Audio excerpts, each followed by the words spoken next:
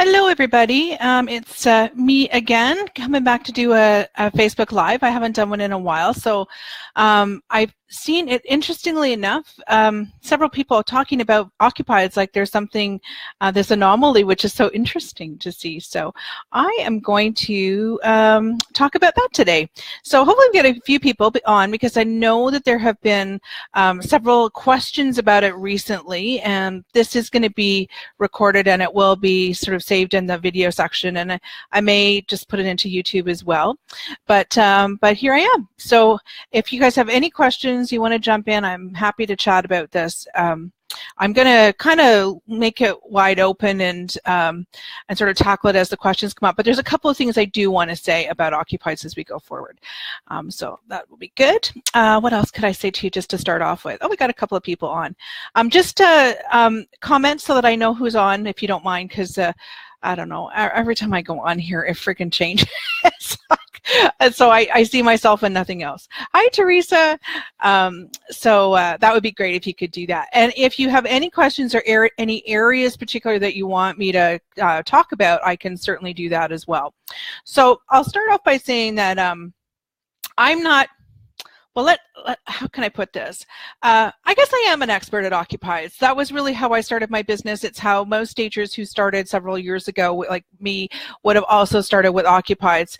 And in fact, I started my business and took my training at the end of 2010, which is now going on to 8 years. And wow, I can't believe it's been that long. And when I was doing that, when I started, it was really all about occupieds. Like I remember I did one vacant, but there wasn't necessarily any rules really about that.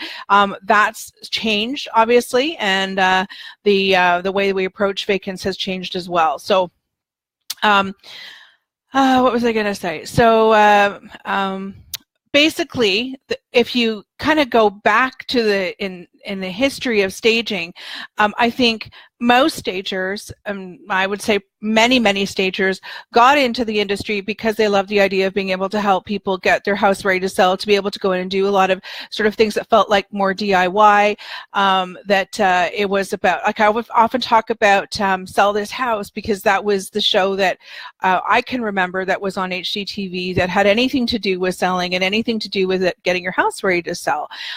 But it included making pillows and painting paintings and, you know, redecorating furniture and all those kinds of things, not just about like moving stuff. And I think, I don't even remember, I don't know about if anyone else can say this, but I don't even remember sitting there thinking about whether or not I had to move furniture for flow, or I had to, like, you know, point out a feature in a room, the focal point in a room, make it lighter, brighter. I don't remember those conversations at all. On, hi Candace, please jump in, because I know you've been doing this for a while as well. So if you guys have anything to say, please jump right in. So I mean, I don't think we ever even thought about that. Like, that was my introduction to staging, but when I was watching HGTV, but as I said, I don't even remember that. And often you'll hear me say that when I really seriously was contemplating doing staging, my thought was it was going to be kind of like Sell This House, only I wasn't going to have quite the team that they had, and certainly not the cameras, but it was going to be about making pillows and painting paintings and doing things that were DIY, sort of custom for this particular client. As it turned out, I've never done that. And I tried once to cover an ottoman. In fact, I found the ottoman cover the other day. I sew a lot, or used to sew a lot before I started my business, which is, you know, a long time now that my poor sewing machine's been sitting here waiting for me. But I was keen and excited to do that. I love texture and fabric, so that was all cool. But I made this ottoman cover for a big, you know, 3x3 ottoman that I had in my basement, and I thought this would be perfect for this house that I was going to do a job for. And made the cover. It was really quite funky. Took it to the property. I was like, yeah, that's not going to work. So I only managed to do it once, and I never actually got to do anything. So so there's a lot of, like, stuff that kind of around doing a vacant. As I said, it's kind of like the beginning of the evolution of the staging industry. You know, we often hear about fluffing, so there was that fluffing thing that was going on. Then it kind of shifted, and we started to get paid for doing that. It wasn't just realtors doing it. It wasn't homeowners thinking, I'll just fluff the pillows. It became like a much more serious kind of industry with a purpose and some real function, and really became less about fluffing a house and more about really merchandising the property. So as that sort of evolved, then you're into occupied homes where you can go in and start to make a difference. We're not necessarily bringing in rentals. In fact, I don't even think that rentals were really terribly on the radar at that point. You worked with what people had. You might have some cushions thrown in the back of your van or your back of your car and some piece of art that you could add in if you need to. But primarily, you would take what was in the house and you would make that work for the property. That still works in some areas around the globe, but I don't think it works as much as it used to. I think that the evolution of staging and the growth of the industry and what's happening on what we see on HGTV and the W networks and TLC and all those networks that will do DIY and cover any of this have shifted that to an expectation that the consumer pays for that investment of staging, and we should ride with that, quite frankly. But there's this evolution, and in that evolution, it's, well, you're going to make my house look better, and part of that evolution then becomes we're going to bring in different furniture, and it doesn't always mean that the property that the furniture has to come in, but it's definitely an option for homeowners as well, you know, when they want to have the best. And why shouldn't they have the best? This is actually, I will say that that's also one of the limitations I find with having realtors pay for staging. So if you ever get like an opportunity where you can work with your agent to get, depending on the agent, some agents are really good, but I personally have experienced, and I know other stagers have, where when an agent tells you what, they tell you what their budget is, and then you're sort of forced to stage around their budget. Now, the one thing that has happened in the evolution of occupied staging is that, yes, you can, like, I don't know one living room that I've ever gone into that I didn't actually bring in furniture. So I have to say, from my perspective, when the recent requirements for occupied staging of living rooms is you can't bring in furniture, I find that's always tied my hands, because where I am in Toronto, there is an expectation quite often these days where you're going to bring in a new sofa. They don't want to have their old furniture in there. And quite often in living rooms, you know, fancy space, or not fancy spaces, fancy, who has fancy spaces? In a living room where, in a larger home where you have a family room, and then you have a living room and a dining room, or a combination, not a great room, but a more formal space. A lot of people don't use that space properly or to the best of it to take advantage of it. So the furniture in it is not terribly nice anyway. So they are quite happy to have you bring in something that is nicer. And for that, from that perspective, that's why I wish that agents didn't always pay for staging, because your hands are tied by what they will pay for. And when you know that the furniture would be so much better off, the room would be so much better off if you could bring in impactful furniture and make a difference in the space, that's important. I had that happen recently with a property, and it makes a big difference. The furniture, the woman who had the furniture in her living room said that this was like old, and the only person that used it, or live being that used their sofa or even sat in that room, was their dog. And she had a spot on the sofa, and that's where she slept. So, you know, it's not furniture necessarily that we want everybody to see.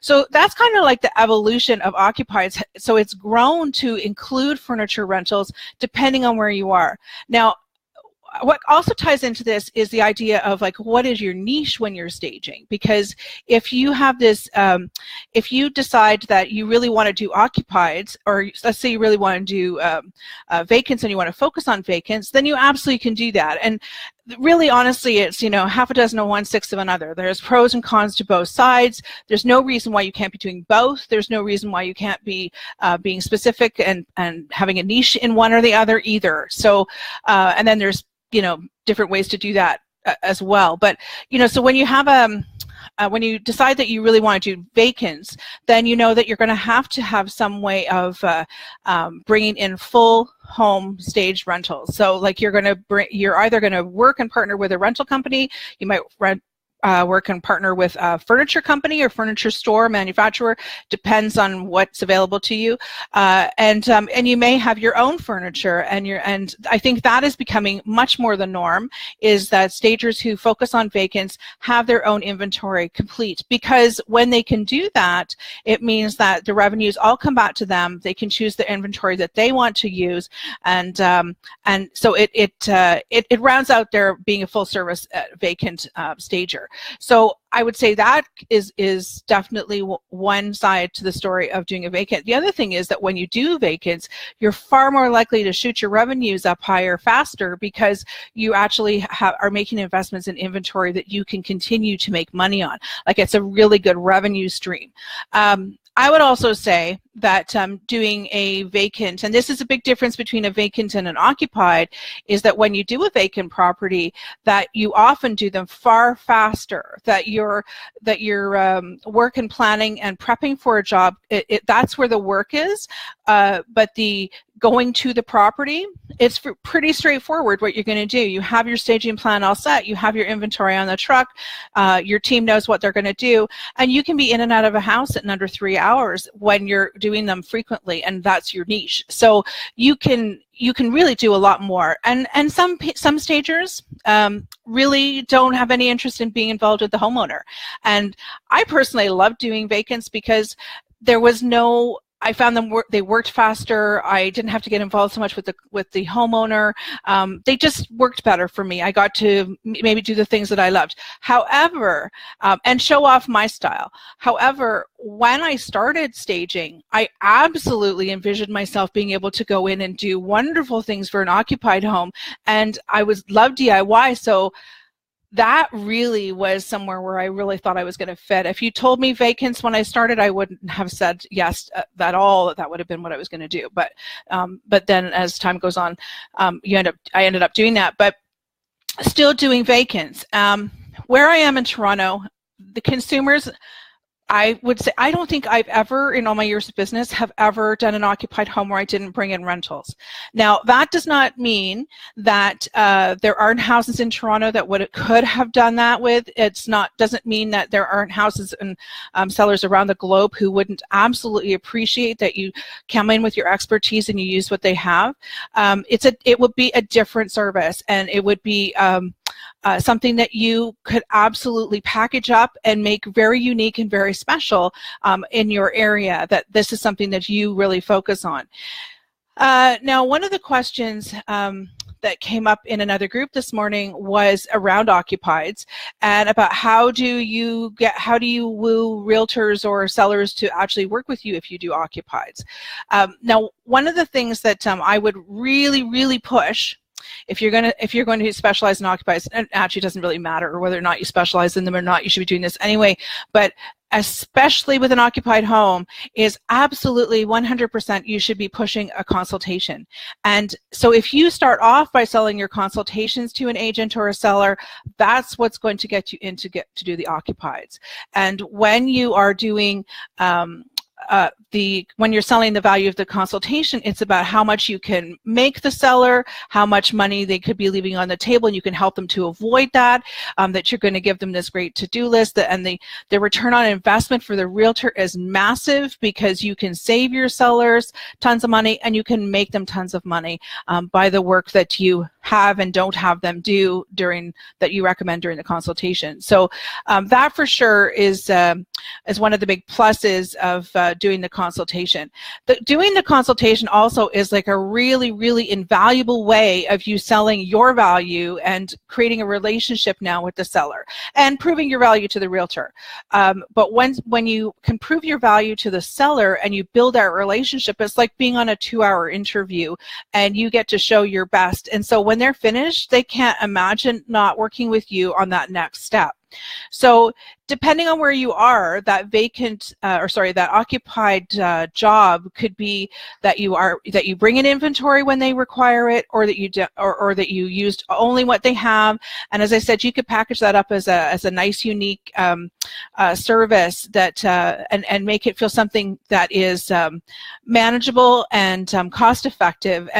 But it's only going to work with the right occupieds, and you want to make sure that you have sort of stipulated what that requirement would be. But that's one of the ways that I would really promote your value as being able to do occupieds, that you do the consultation and you win them over in the consultation, and the consultation is so valuable to them, and then you have this and then you do an occupied staging using what they have.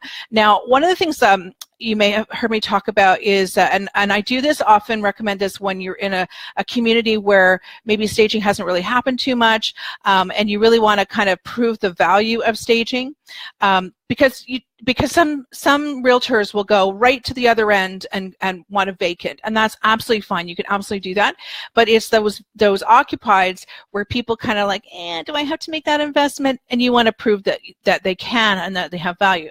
So one of the ways that you can do that is to package up, especially if you're going to have this niche, is to package up the idea of I do a 2-hour consult, or I'm there for an hour and a half and I give them all the recommendations that they can do.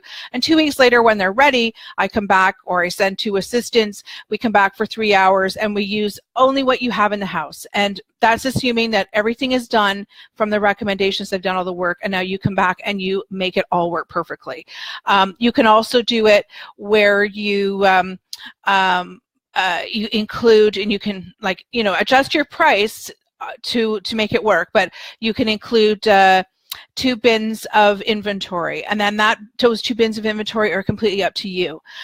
Another way to do it is to talk about that this is your base price, and basically from your base price, that includes like accessories throughout the house, a sort of base package of accessories, and then furniture is added on top of that.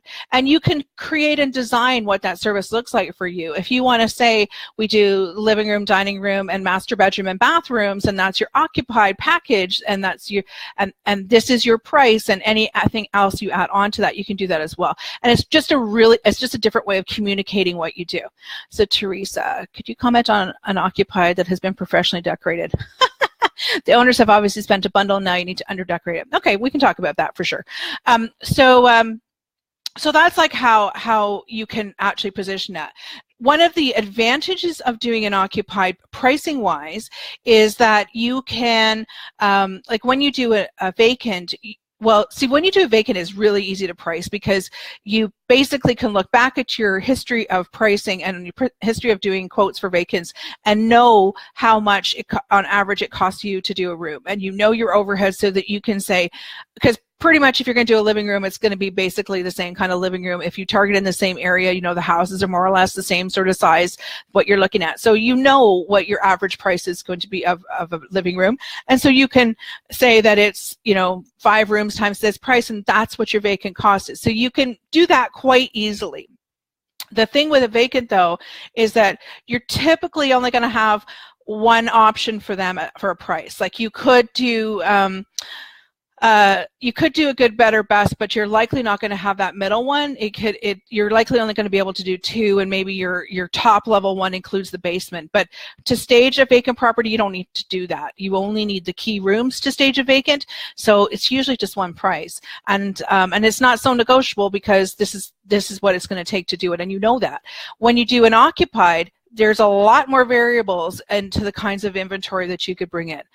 So you could put together, this is where putting together a good, better, best quote really works for you, because you can do like max out the furniture, talk about living room furniture, and recommend, don't just tell them you're going to change furniture for the hell of it, so that you can give them a best price. You want to tell them that you're going to, you're recommending that you bring in rentals to furniture in their living room, because you want to have the best impact, that you can bring in something new, fresh, and contemporary. And then what you'd like to do is take their living room furniture and you can move that into their family room or replace with their family room. So that might be your optimal pricing, is that you're going to bring in a whole living room suite of furniture, but your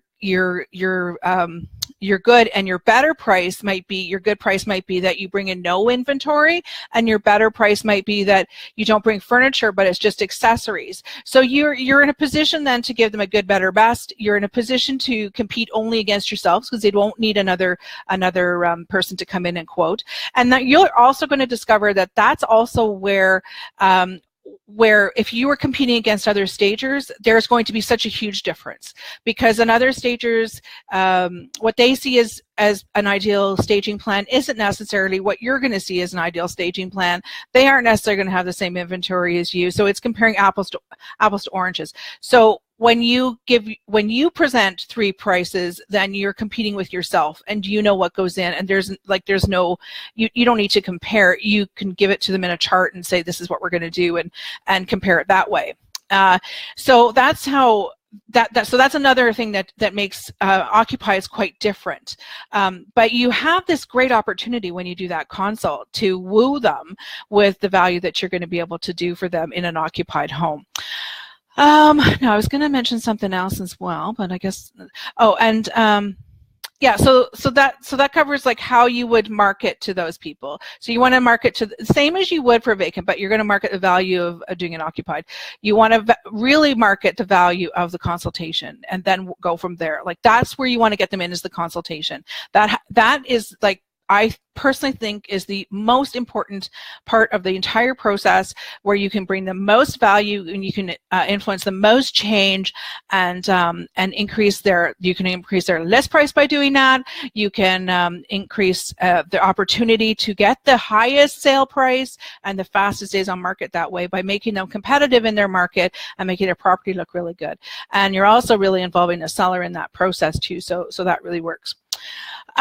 So, Teresa, could you comment on an occupied that's been professionally decorated? So, these are kind of like handling objections a little bit, okay? So, you can, I remember this one house that I went into, and I wasn't probably going to stage it. The agent that I work with on that house, she doesn't usually want staging. She just wants a really good consult.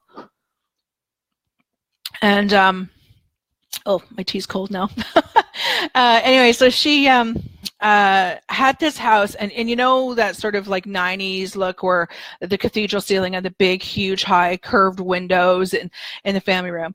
This woman was on her own. She was single, and I think she had been for a number of years. So her house was very well decorated, professionally and by her. She had like wonderful choices of furniture.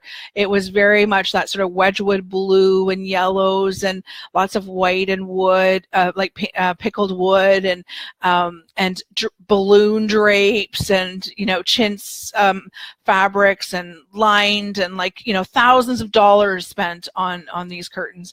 And so it is a hard sell when you're staging, because you really have to take those draperies down. And I have found sometimes, like, there's 2 sides to the coin. Sometimes you want to be just really frank. You don't have to say those are shit damn ugly, but you can talk about how the buyers are not really, they're not looking for your custom drapes. Well, actually, my first question to them always is to get the ball rolling. Are you planning to take the drapes with you? And because you can sort of see them looking at them, and that they're waiting for you to say something. So if you ask them, are you planning to take the drapes with you? Then they're usually like, no, but I really love them. I was going to leave them for the buyer, and I'm sure the buyer will want them. So my usual response back is, well, what I'm going to recommend we do is we're going to take them down and fold them up and pack them up really nicely, and we'll make sure that in the Realtors notes that they know that the draperies are included and they come with the house. Okay, and that way, if they want to put them back up, they can. But in your head, you're going, but they never will, because if that's one way of doing it. The other way is that to let them know that you are really wanting, I'm using windows as an example because they spend so much money on putting in windows or like putting it in draperies. The one thing that's really telling when they have custom draperies like that though, and they're the ones that always want to stay, the really telling thing is that if you ask them how long ago they had them made, they'll tell you it was in the 90s. Like people don't do custom drapery like that with balloon drapes and that kind of crazy drapes. They haven't done that for 20 years. So that's a telltale sign right there that they're too old, that they're old and they need to come down anyway. So when you're one of the things, and I'm not sure if you guys would have heard this, but one of the things about selling and for a seller is that 9 times out of 10 and almost 10 times out of 10, the buyers who are coming to look at the property are going to be younger.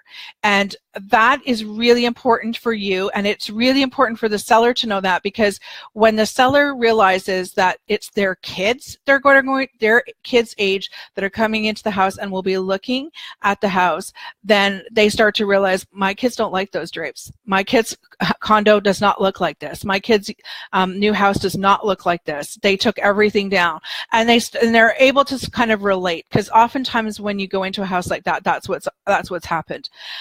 The other thing is that when you were encouraging them to take down drapes, if they won't take them all down, I have 2 options often for them. One is that I want to take down the liners and all the shears behind it, so that we only have the drapes, and we're going to push the drapes as far back as possible off the window so that we get the maximum amount of light and so that we can see the frame, because what's happening, the window, the light, and what's through the window is what we're selling, not the drapes. So we don't want them to be distracted by your great drapes, your custom drapes. We want them to be wanting to see the entire window with the light and the quality of your windows. That's what they're buying. So that's also like, and you're gonna feel out your clients to find out what's gonna make them keen to do or to follow your instruction.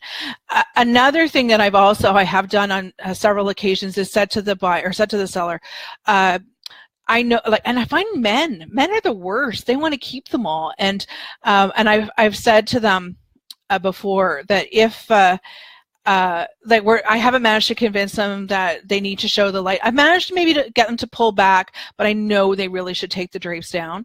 I've said to them, when you have an open house or you have the realtors, the brokerage walkthrough or whatever, see what kind of feedback you get. And if you find that you get feedback that it's kind of dark or something to do with the drapes, like the light in the room, will you consider taking them down? And then they're kind of like, I've negotiated with them a bit. I find that happens on several things. Now, I would also say the professional decorating where they've got too much stuff, make sure that they really understand that what you're talking to them about is not about their decorating. They have beautiful decorating, but what you really want to highlight is the space. And in order to do that, what we need to do is to clear away some of the beautiful pieces of furniture, and to pack them up and have them ready for your new house. And explain to them why. Like, we need to have really good flow through this room. We want the buyers to see as much square footage and to feel like this is a really great big space. We want to make sure that they can move through the space really nicely. And yes, it's probably going to feel naked to you because it is your decorating and it is something that's very important to you, but I promise the most important parts of the decorating you get to take with you anyway, and we don't want our buyers to be distracted by that. We want them to see all the work that you've done to the house. So just kind of, you want to flatter them, want to include them in some of that decision making and some of those choices, and steer them in the right direction. You don't have to be heavy-handed about it. You just need to help them to understand why you would want to move some of the pieces and why they're not all advantageous. And some of the things, like, if you, like, I know one of the things that we often see a lot, no, I don't find this is like necessarily great decorating, but you'll see people who are terribly proud of their curio cabinets and they've got all this glass stuff in them. just talk about them as like, we don't want our buyers to be distracted by any, like your collections, because you've got like some great stuff in here. I also don't want anyone to be wanting to touch them. So I'm going to recommend that you pack those all up. Like I find it's a fine line of justifying why I'm giving them this recommendation versus telling them on why they're going to do it. I don't want them to negotiate with me and not do it. I want them to understand that when they don't do it, that there's sort of cause and effect. You know, the effect is that it's going to be harder to sell the property when they're distracted by the things in your house.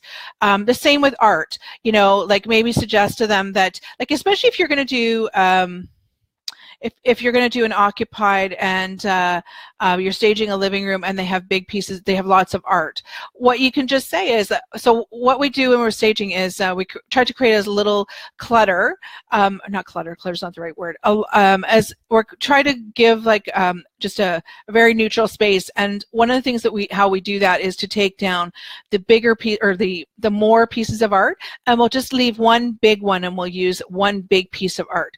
Now, what I encourage you to do with an occupied though is, and this works, but this helps the seller, is to use some of their pieces. So if they have a big piece of art that you think you can use, then you can then say, we're going to use your beautiful big piece, and use adjectives in there.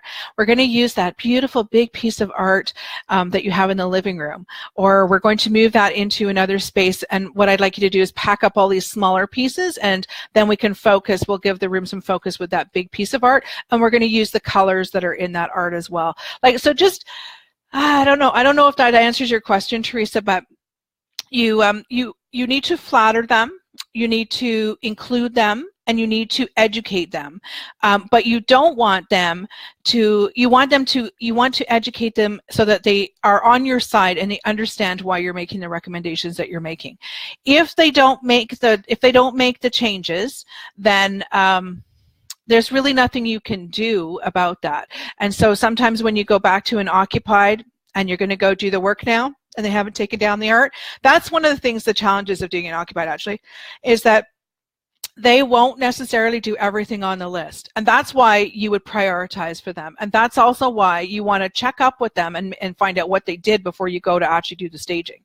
Because if you don't do that, then you're going to find that you're going to get there and find that they haven't done what you thought they had. Like I remember one property I did, and I didn't follow up. Well, I think I did follow up, but maybe not right before we went, like not the day before. And they had a big lazy boy leather sofa in their sitting room, in their formal sitting room, because you might have heard me tell this story before. They had like a big bird in a cage, and hi Jossie, and they had a big bird in a cage, and the big bird was at the front of the house because they like to have it with them, and so they made their formal living room their family room, and so I needed them to like redo it as a formal space. So they were supposed to move this big mother of a sofa, which was all electronic, so it was a very expensive lazy boy sofa, all electronic, heavy as hell, and move it into their family room. I had rented furniture for their front room. They were moving the bird back to the back room, so everything was going to be cool. I get in there, and they have not moved the furniture. Their TV is exactly where we'd left it, and the sofa was there. And I had the furniture rental guys coming with delivering a sofa and other pieces of furniture to go in that front room. And here was this big mother of a lazy boy that there's no way I could move with my team. It was just way too heavy. Fortunately, the movers are really good. This is why whenever someone asked recently about, do you tip your movers? This is why you tip your movers, your delivery guys, because I gave them $20 and they moved it into the family room for me. Woohoo! And so they're part of your team, so you got to treat them well. They saved my bacon that day, and the house sold for more money than any house that's sold on the street, and for higher than any property had as well. And here, this is another lesson learned as well from occupieds. You are dealing with people's emotions and their attachment to their property as well, and that's kind of, I think, what Teresa, you were also talking about, is it's quite different from a vacant because you don't have to deal with that. But when you were dealing with occupieds, you were dealing with people who are moving, that are making life changes, and for various reasons, and some of them far more intense than others. I had a run of clients for a while there that were leaving their family homes, and their kids were off to university, their kids were going, moving out, and they were still working, but they were going to downsize now. And I'm in Toronto, so they were thinking that they were going to buy a condo downtown or a townhouse downtown, and so they were changing their whole lifestyle. That's what happened with this family with the bird. I remember the woman, the homeowner, she cried more than once when I was there, and both for the consultation and later. And the big reason was that she was, this was a big life change for her. This meant that her house where her kids were raised was not going to be her home anymore, and that it meant her kids were moving out. It meant that she was packing up and getting rid of stuff that she'd had for a lifetime. So it was a big deal. So that's another aspect to working with occupieds that makes it really quite different. Another thing too, and slightly off track, but which I meant to mention earlier, the other thing about working on an occupied house is that when you are working in an occupied house, you're also going to find, different than doing a vacant, that the work and the creative, you identify with that story, Teresa. When you're working, when you're doing an occupied, the work happens on site, because you can get there and discover, as I said, that they haven't done everything that you hoped they were going to do, or that the recommendations that you gave them didn't really quite pan out the way you had visualized it when you left there in that 2-hour span. And this actually ties also back into the idea of, oh, what was it? Someone was asking me earlier about this. There was something about occupies related to this. It'll come back to me. But damn, I forgot what it was. It's going to bug me now because I can't remember. But anyway, so the whole thing with an occupied is that it takes you longer to do the job, because the planning happens when you get there. And you can do as much planning as you want, but if you get there and they haven't done everything, or it doesn't look quite the way you anticipated it was going to, and you're going to have to spend more time, I always think about occupies as that's when you fiddle. When you go into a property, you start fiddling. You know, you're trying to make things work. You're not sure how it's going to pan out, and that's where that's going to happen. That's also in an occupied where your contract is really important as well, because it's about how your clients live in the property, because that affects like the inventory that you might choose to put in. Some stagers don't like to put in inventory like soft goods into an occupied home, and they will give a shopping list to their clients to go and purchase. I don't agree with that, but it's a business decision. I totally respect anybody who does it. But for me personally, I feel like we're in the business of staging properties and getting them ready to sell. And part of what we deliver is rentals. And that's part of the risk you take by putting in rentals. That's why we charge for our rentals. That's why we have a contract. So if they don't treat them well, and they don't, and they're dirty, or you can't use them again, that you have a policy in place that makes sure that you're compensated.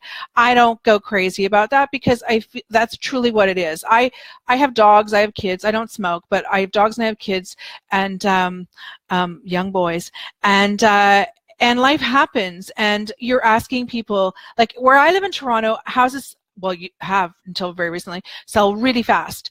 And so occupieds with inventory in them aren't such a big deal, because a lot of people would typically move out and go away for a weekend, and their house would be sold when they came back, or they stay out of those rooms, or whatever, because it's not for a very long period of time. In other situations, I can see why, if it goes on and on and on, why you would want to get them to purchase their own. But I feel like as part of our expertise as a stager, we also know what we purchase, because we know what are the best things to go into a property. And so I feel like that's our job, but that's just me personally. I don't have it in me to ask them to go purchase, unless there's something really specific that I will never have in my inventory. It's not worthwhile for me, but it would be perfect in their property, and I know they want to buy one anyway, right? So then it works. But that's my philosophy on that. But as I said, I respect anybody who does do what they want to do. Bedding is one of those areas, those gray areas where you really don't want people sleeping on your bedding. So what I do is I bring in rental bedding and I have them roll it off the bed. So and I give them instructions how to pack it up and put it away, that they only need to bring it out when they have showings, that their dogs and their cats stay out of that space, that you take everything off the sofas. Like they you know, there are ways to fix that for sure. So that's another sort of challenge with doing occupieds. But if you just use the inventory that they have, you can have a lot of fun for sure. And you can but the only thing I would say to you is if you're going to do an occupied and you're not going to have inventory, and I think you can get away with that for sure. But I think you just need to be prepared to, and this is across the board, regardless of what your niche is, and if you have a niche or if you're a generalist, is that you have people to,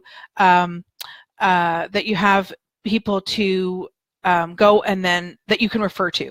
So if you don't carry any inventory and you don't do occupieds with inventory and somebody really needs it, that you have another stager that you refer those clients to, and you just take on the ones that don't require any inventory. All right. Now, just thinking, is there any other questions? I'm thinking if I've covered everything. Let me see. One thing I will say about occupieds is that the same decorating principles apply to an occupied as they do to a vacant. You still want to, less is more, you still want to pack up their personal items as much as you can. You want to bring in pieces that are sort of reflective and glass. You still want to have the wow. The goal is still the same. And that's why I think you need to be flexible about whether or not you have inventory or not, because not every occupied is going to be the same. One way to get yourself a little bit tighter in your niche and know that you're more focused marketing to the right people is if you target agents that you could work with who also have that same clientele. So if you have agents who often, like I know Wendy Dukey in Niagara, she does a very specific kind of service where she works with realtors and she just brings in a small amount of rentals, and she has a package that she does, and that works really well for her. But that package works really well with specific agents that she's targeted with that package who have clients who have a need for what she can offer. So that's how you start to really create that niche, is that when you know what you want to do, or when you know that this is what your agents want you to do, that you love to do, then you create a niche by marketing to the agents who are best going to hire you. It's like there's no point to marketing to somebody who what was it? Sorry, I just read Kathy's post there. Distracted. You don't want to market to a whole lot of agents who are never going to hire you because they have like 4,000 square foot listings that require inventory and furniture. So, and if that's not going to be your niche, or you never want to do that, you're not going to market to those people. So make sure that you're marketing in an area where the properties will work for you, where you can do occupieds, and in the and the agents who are going to work in those areas, and occupied homes as well. So you got to you have to really plan out your marketing strategy well and know who your agents are that you really best want to market to. And it doesn't mean that you have to pinpoint exactly the agents, but it means that you just don't market to everybody with just because you stage, like that you are specific about what you offer and the value that you offer and the outcomes that you offer through that service. So Kathy says, why not offer shopping service instead of soft good rental? Well, I'll tell you, from my perspective, if you start getting busy, and as I said, you can do whatever you want. It's totally a business decision. I just know that it's not something I do. But if you want to offer a shopping service, I would say this to you. I don't know, Kathy, what your hourly rate is, but if I was going to pay you $100 an hour to go shop for me, I'd feel like that was kind of like a lot of money to have you shop. I'd rather that you just rented me the inventory. I'd rather know that I have to take care of it, or I have to compensate you if it doesn't work out. So that's a lot to spend. I also feel like that's kind of a bit of a waste of your time too, if you're really busy staging to do that. But that depends on where you are in your business, and it depends on your niche and all sorts of things. I know for me, I couldn't afford the time to go and to shop. I could create them a shopping list, and I could have in fact, you could have a generic list that you put together of, you know, so that you don't get specific. You can say, you can give your client something that says, master bedroom bedding should be white. It should be like this, this, and this. Here's a couple of examples. This is the range of pricing. Shop here, here, and here. And you could do something like that. You could do the same with towels, and you could just have like a printout or a brochure or something that you give them that highlights that and tells them where to go. You could certainly do that as well, and have sort of part of that conversation when you are when you're doing your consultation. So that could be your value add for sure. I guess part of my thing about about not renting soft goods is that I want when I'm staging, I want my vision is based on what I would want to put in it, and what I would, and it's not going to have that vision. It's not going to be that if I give them a shopping list. They're not ever going to be able to purchase with what I have in my imagination, right? So I think that's actually probably been one of my biggest hesitations, is that I could never describe what I really want them to do, and I would spend all this time putting together a list, and then I might as well go buy it for them, and then they'd have to pay me $100 an hour plus to go shop for them, which is kind of, so it never really worked out for me to do that. Jennifer. Oh, Candace, I like fab plastic too. That works for me. Jennifer, I have the client shop, and then if while they're shopping, if they aren't certain, they can text pictures. Yeah, you can do that as well. You can do that for sure as well. And as I said, I would never, like it's up to you, as long as it's financially viable for you, like it's good use of your time, and you feel comfortable doing it that way. It just never really worked for me, and so don't feel that you have to tell your clients that you don't rent them soft goods. I always have. I'll be honest with you. I always have done it. I've given them stipulations about how to use it, but I've always given them these soft goods, and I've been doing this for 8 years, and I've never had. I think I'll be honest with you. Nobody I know is listening that would be able to verify this or tell them, but my worst clients for this were my in-laws. And otherwise, I find like when your clients really want to love you, and they want to, for the most part anyway, they want to. They don't want to ruin your property, and they know, because they've signed a contract, that if they do, they have to pay for it. So they don't really want to pay for it either. So as long as, for the most part, I've never had anyone do that and destroy my inventory, except my in-laws.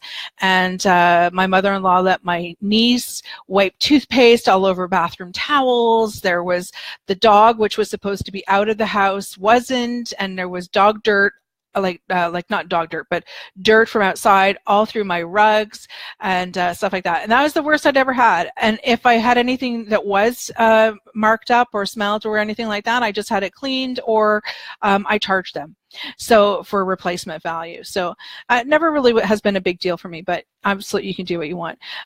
Candace, how do you convince the sellers to go with full staging after the consult? I know you mentioned packaging services, but how do you sell it without sounding salesy? Candace, you never, okay, so I have an online program called Nail the Consult, which is all about how to deliver the best consultation, how to turn it into a sale without being salesy, because I'm not. I'm not salesy, and I'll be honest, when I started staging, my very first consultation, I was in a muck sweat. I was like, oh my God. And I really was like, it was not a stellar moment for me. I was like dying.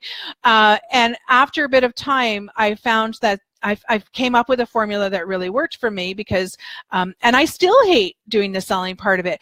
But what happens when you do the consultation well is that you set yourself up. There's a couple of things that you can do, Candace, and one of them is when you go to do the consultation, and even when you book the appointment, use it, make sure it's part of your messaging of your, and you'll and as you're booking consults, you'll start to always say the same kind of thing in your, when you are booking them. Make sure that you say, so this is what I'm going to do when I come to do the consultation. I'm going to talk to you all about the things you can do in your house to get it ready to sell, to make you the most amount of money. We're going to pack that into a couple of hours, an hour and a half to 2 hours of your time. And then I'm also going to talk to you and share with you the next steps of getting your house ready to sell and how we could potentially work with you down the road to stage it. And so you have that little, that in your thing when you're talking. So then when you go to see them and you go to do the consult, you can start off your consult with the same way, letting them know what you're going to do and in a bit more detail and the process. And you can say again, so we're going to walk through the house. I'm going to give you, and I teach the walk and talk, by the way, which also I think makes a big difference. So for someone who's not salesy anyway, I'm going to walk through the house. I'm going to give you all the recommendations. I'm going to help you prioritize what needs to be done so that you have a plan.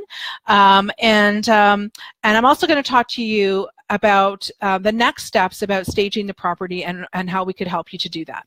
And so when you are going through the house, you've made this commitment to them that you're going to talk to them about next steps. So you can't leave the house without talking to them about that. They're expecting that.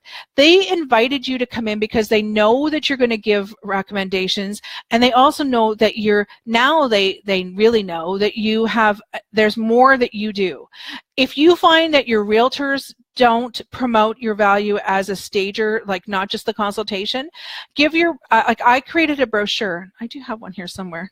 I created a brochure that I give to my agents. Every time I go look for this one, I never find them, but I know I have one.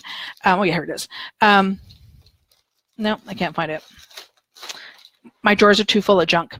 But I have a brochure that I give my agents to give to their clients when they do listing presentations, and it outlines the staging process and then what we're able to do for them, so that they get that it's not just about a consultation, that there's actually much more involved that we can help them with, and that'll be about the furniture rental, managing any renovations, and this will be you, just, you know, it's very particular to your business.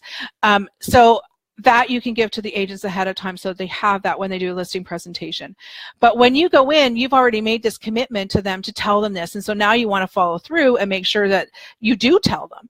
So I find one of the best ways to do that is, as you're going through the property, as you're going through the house, start off with a couple of wins. First of all, I always do a quick scan of the house, a scan of the main floor, and see where should I start my consult. I don't always start in the same place, because what I want to do is to be able to give them recommendations and have it on a positive note, and be able to think clearly, and to be able to give them something that they can feel, okay, let's go on to the next, right? So it's not always going to be in the same place. I don't want to give them a room where I'm going to go, you know, to be worried about. So that's something to keep in mind.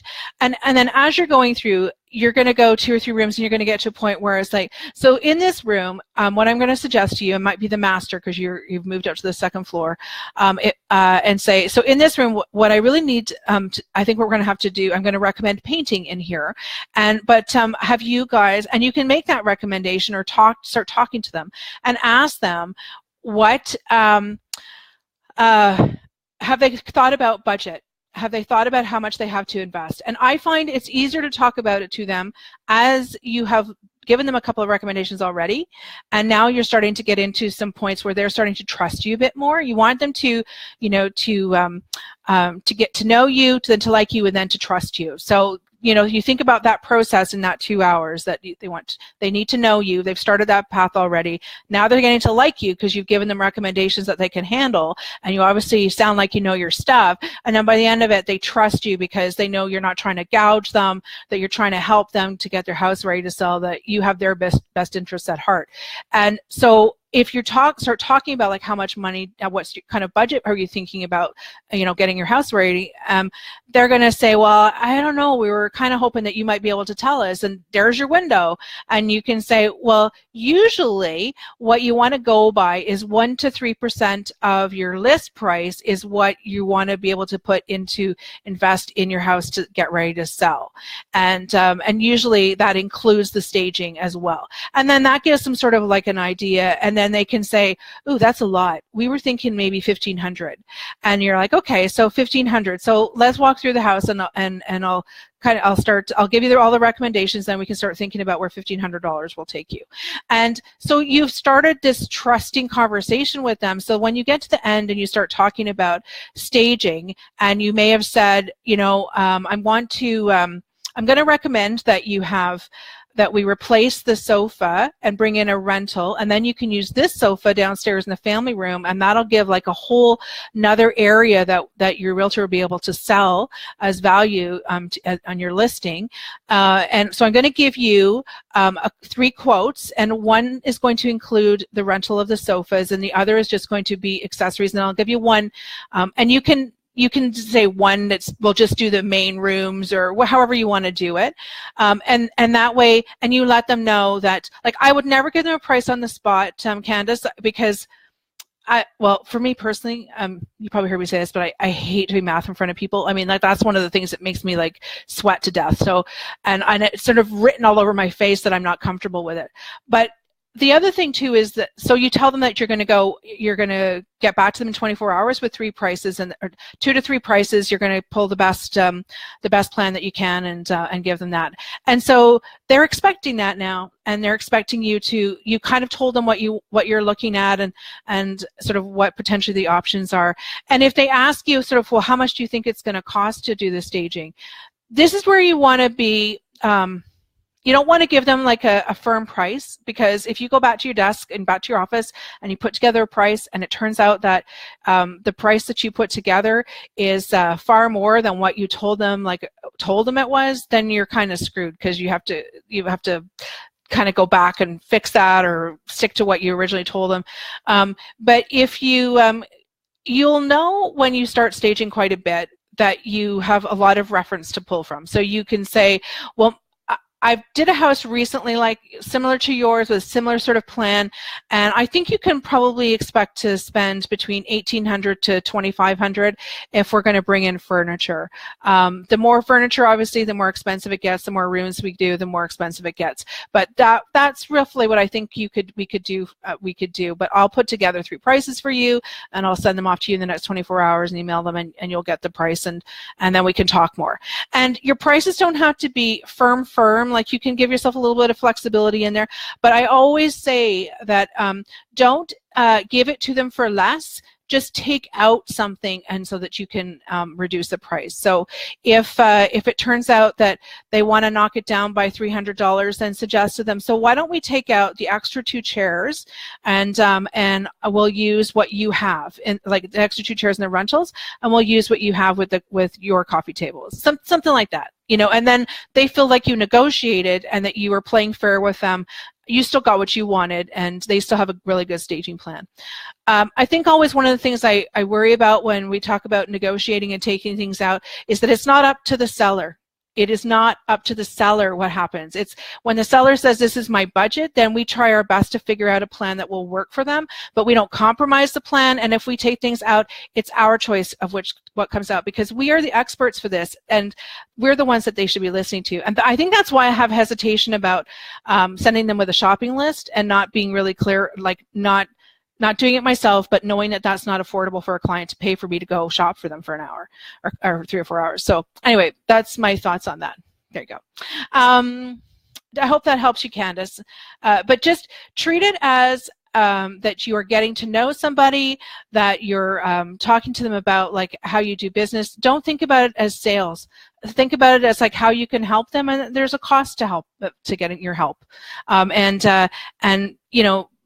really talk about it more from the outcome and the work that you're going to do and the value that you can bring, as opposed to trying to sell or close the deal on the staging. Like, it should be natural that they want to do that. Okay. Do you give the client a list of everything placed in the home and the replacement value? So no, Jazzy, I don't give them the replacement value, but and I don't give them a list of everything in the home. I don't know if you guys saw my post yesterday about let me see if I can remember it, but what I wrote exactly, but about pricing, comparing it to a haircut. So it was interesting for me because I went and had my haircut, and she's my hair was really long, which was crazy, but compared to what it usually is, and she said like she was really fast. She didn't have to wash my hair because I had just done it, and she wanted to get it kind of choppy anyway, so she really didn't think she had to. She wanted to particularly wash it, so she ended up taking less than a half an hour to cut my hair, and just let me see if I can find this. It took her less than half an hour, and she I'm just looking for the thing. Okay, so it took her less than half an hour to do it, but I paid the same amount as if I had anybody else would pay for a haircut, and I have shorter hair, but I pay for her because she does a cut that I love. She's very efficient. I've gone to her for years, and in fact, actually, I drive 20 kilometers outside of the city to go get my hair cut by her because I've gone to her for years.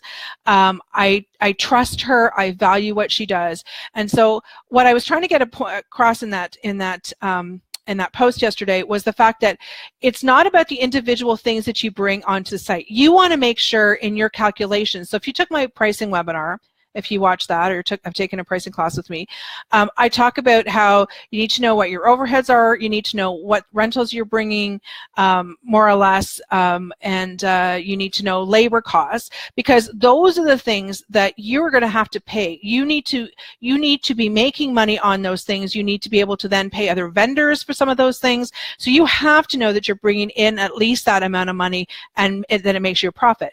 But you don't. The seller is not paying for each item. Like, so if you took out a chair, it doesn't mean necessarily that that they get that money back because you took out a chair. Because if you took out a chair because that room really didn't need the chair once you went to stage it, that's the value of the staging. Like, just like her haircut, like she didn't have to cut off as much last time because I didn't wait so long to go, but I still paid the same amount. So you've got to start thinking about the value of the job, not just what goes into it. What goes into it and your list of items that go into it are for you.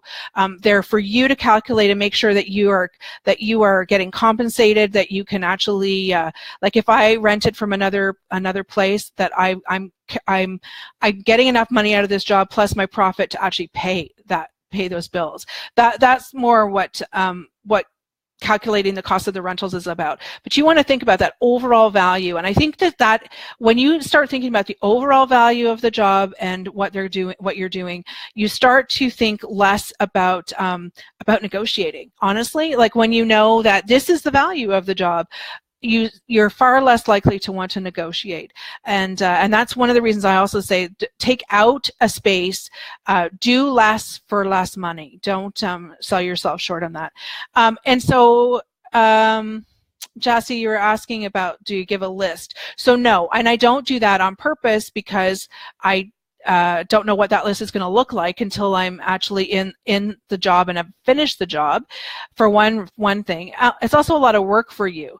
And I don't think you really want to give them the replacement value, give them that list. I think what you don't want them to know how much you put into your inventory, or that replacement value is for you and your reference. So if they wrecked something or destroyed it or wanted to purchase it, then you have a record of what the replacement value is for you to be able to say, so this item is going to be this much to replace. So they don't need that. They don't need that. If that's what you're asking. Okay. All right. So we've been an hour.